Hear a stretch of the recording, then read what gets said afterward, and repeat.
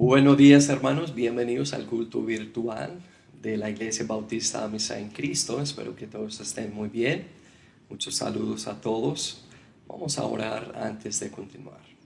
Señor, por favor, bendice nuestro tiempo que tenemos esta mañana. Queremos tener un mayor aprecio por la palabra de Dios que tenemos y, Señor, un mayor entendimiento acerca de ese tema, la historia de nuestra Biblia. Por favor, guíe nuestros pensamientos y mis palabras. En el nombre de Jesucristo, tu Hijo, oramos. Amén. Amén. Hermanos, ya llevamos 4 semanas estudiando ese tema tan importante, la historia de nuestra Biblia. Antes de continuar, yo quería darles un poquito de lo que vimos la semana pasada, específicamente en este estudio.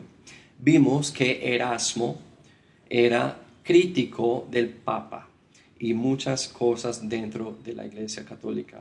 Recuerde que Erasmo era un erudito importante y fundamental en la obra de lo que se llama el texto recibido. Vamos a llegar a eso un poquito más tarde.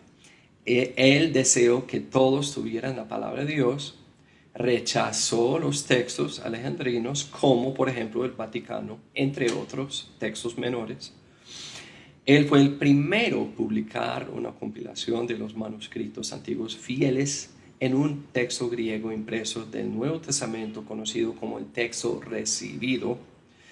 Y vimos que varias traducciones de la Biblia fueron hechas, terminando con la primera versión de la línea Reina Valera, conocida como la Biblia del Oso, de 1569, hecha por Casiodoro de Reina. Vamos a Mateo 24, 35.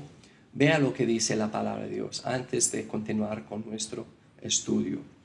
La palabra dice: el cielo y la tierra pasarán, mas mis palabras no pasarán. Hermanos, la última versión que nosotros estudiamos la semana pasada fue la Biblia del Oso de 1569. Hoy vamos a continuar con la próxima versión de la Biblia que fue hecha, que se llama la edición segunda. Hermanos, esa versión fue traducida por un señor que se llama Cipriano de Valera. Él era monje en el monasterio San Isidro. Y hermanos, se llama la segunda edición porque la primera edición, la que salió después de la Biblia del Oso, o sea, de la Biblia de Reina, o sea, Reina hizo su traducción. Después salió otra traducción de 1582, que fue la primera Reina Valera, pero no cogió mucha fuerza en aquel día. Entonces salieron con la edición segunda. El traductor de esta Biblia, hermanos, se hizo experto en 10 idiomas y era conocido por la obra El Papa y la Misa, en la cual reprende las prácticas paganas de Roma. Y Valera para él era su sueño que hombres piadosos y aprendidos revisaran su Biblia. Entonces, hermanos, aquí podemos ver la humildad de Valera. Aunque salió con esa traducción tan hermosa, él quería que otros hombres revisaran y mejoraran su traducción. Y eso es lo que pasa. La próxima versión de la línea Reina Valera se llama la antigua versión de Cipriano Valera de 1862. Esa versión, hermanos, fue hecha por el doctor Lorenzo Lucena. Él era profesor en la Universidad de Oxford. Esa revisión fue una revisión de la 1602 de Valera. Y en esa versión hicieron algo muy bueno, muy positivo. Es que quitaron los libros apócrifos que estaban en la versión anterior, la 1602. Es considerada la primera versión protestante en español por esa misma razón, pero tristemente introdujo un poquito más influencia de los textos críticos, los textos menores, como de los textos Vaticano y Sinaítico. Bueno, siguiendo adelante, la próxima versión de la línea Reina Valera que salió se llama la versión de Cipriano Valera revisada y corregida. Esa versión salió en 1865. Esa versión fue hecha por el doctor Ángel Herreros de Mora y Henry Barrington Pratt. Mora, hermanos, era un sacerdote católico y se hizo ministro en la iglesia episcopal. Gloria a Dios. Pratt era misionero americano de la iglesia presbiteriana en Bogotá, Colombia. Entonces, hermanos, qué hermoso que la línea Reina Valera tiene un poquito de historia en nuestro país, aquí en Colombia, por esos dos señores. Ellos trajeron la Biblia española más cerca al texto recibido, pero todavía quedaron unas pocas instancias de desacuerdos con el texto recibido. Entonces, aunque mejoraron la versión anterior, que mejoró la versión anterior, todavía quedaron unas pocas instancias de esos desacuerdos. Entonces, aquí, hermanos, yo quería hacer un paréntesis muy importante. Hasta hoy hemos hablado del texto crítico como una obra oficial, pero lo que pasa es que antes de lo que vamos a mirar en ese momento, el texto crítico como una obra oficial no existía. ¿Pero qué existía? Los manuscritos del texto crítico que se estaban usando, como por ejemplo el Vaticano y Sinaítico. También se llaman textos alejandrinos. Pero lo que pasa, en lo que vamos a mirar en ese momento, es la formación y realización de la obra oficial que se llama el texto crítico.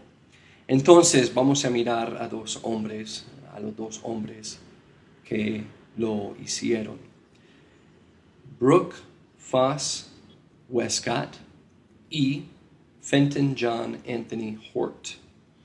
Hermanos, esos dos hombres eran dos críticos textuales británicos y muy liberales. ¿Por qué liberales? Vamos a ver. Hermanos, ellos no creían en la inspiración como nosotros estudiamos hace unas semanas. Antes de empezar la historia de nuestra Biblia, estudiamos un poquito de la inspiración de la palabra de Dios. Ellos no creían en eso.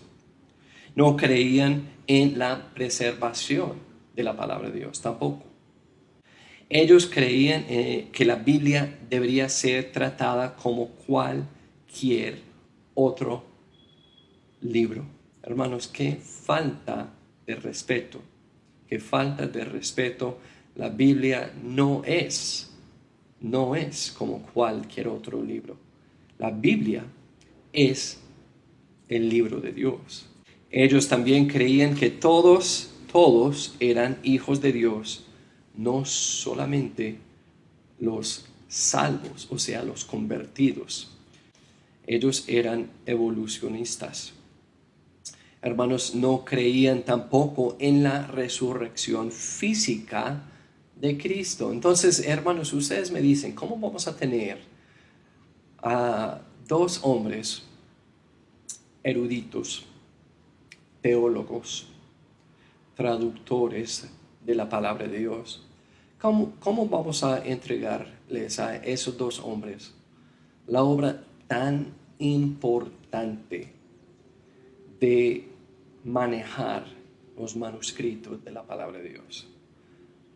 Ni creían en la resurrección física de Jesucristo.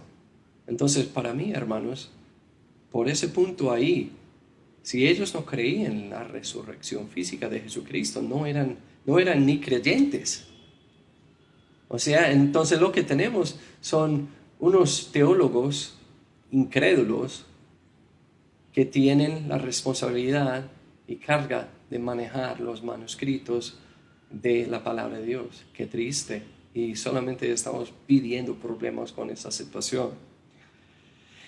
Ellos revisaron, y eso es lo que pasó, ellos revisaron el texto recibido, lo que hizo ¿quién? Erasmo, usando principalmente los manuscritos Vaticano y Sinaítico, que tienen muchos cambios en comparación con el texto recibido. Por ejemplo, el manuscrito Vaticano tiene 7.578 diferencias y el manuscrito sinaítico tiene 8.972 diferencias con el texto recibido. Y al fin de sus esfuerzos, ellos produjeron un Nuevo Testamento en griego que se llama el Nuevo Testamento de Westcott y Hort, que es la fuente, como hemos dicho por medio de ese estudio, la fuente de casi todas las Biblias modernas. Y eso salió en 1881. Entonces, hermanos, muy triste, muy triste. Y todavía sigue cosas muy parecidas hoy en día. Teólogos, entre comillas, por tener el título teólogo, pensamos que podemos confiar en ellos y sus trabajos, pero muchas veces esos mismos teólogos no conocen a Cristo, no son salvos, no son convertidos, no son regenerados.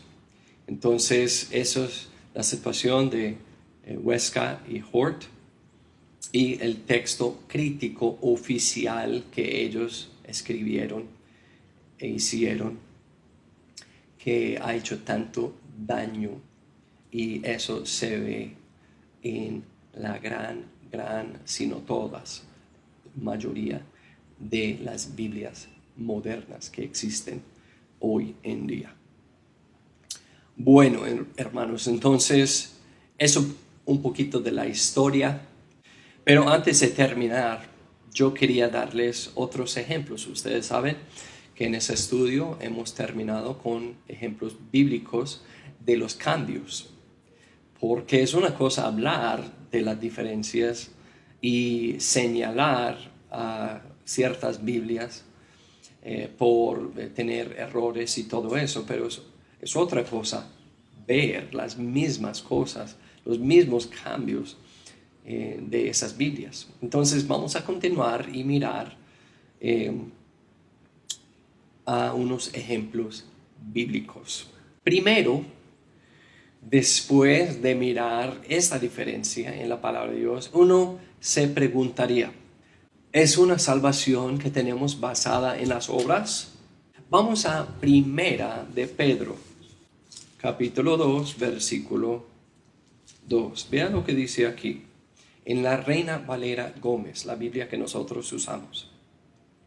Dice, desead como niños recién nacidos la leche no adulterada de la palabra, para que por ella crezcáis. Muy importante notar lo que dice allí. Para que por ella crezcáis. ¿Qué es lo que nos viene a la mente después de leer ese versículo? Estamos pensando en el crecimiento espiritual, ¿cierto? Muy bueno. Y eso sucede por medio de la palabra de Dios, la lectura de la Biblia. Ahora, vemos lo que dice la Reina Valera 60, de 1960. Creo que es la Biblia más utilizada, más conocida en el mundo hispano hoy en día. Vea el error que existe en esa Biblia. Dice, en ese mismo versículo dice, desead como niños recién nacidos la leche espiritual no adulterada, para que por ella crezcáis para salvación. Para salvación. Por añadir las dos palabras, para salvación, el texto crítico que se revela pues por medio de la 1960 cambia, hermanos, cambia el sentido total de ese versículo. Convierte el contexto del pasaje de crecimiento espiritual a salvación. Hermanos, eso da la idea de antibíblica que la salvación se basa en las buenas obras. Eso es lo que hace ese cambio tan pequeño de esas dos palabras. Porque dice, para que por ella crezcáis para salvación.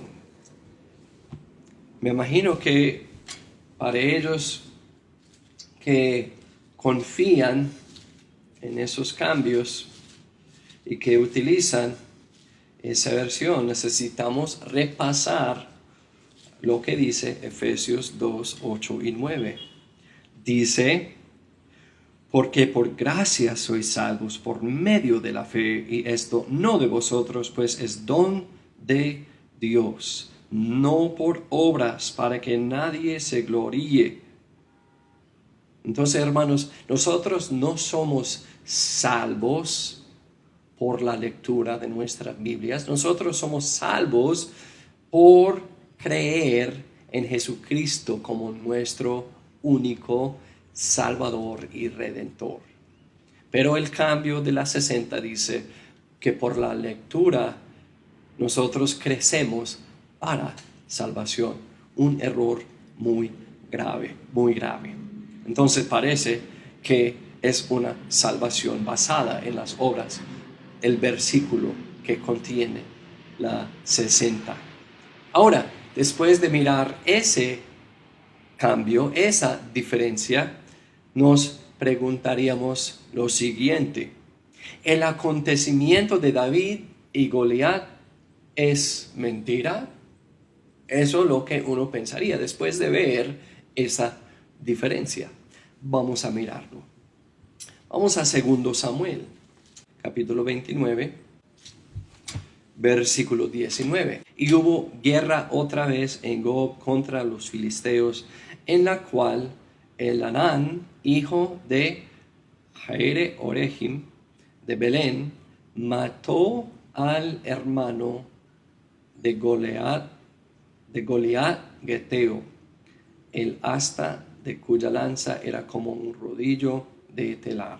Entonces, hermanos, aquí en nuestra Biblia dice que ese señor, Elhanán, mató al hermano de Goliat.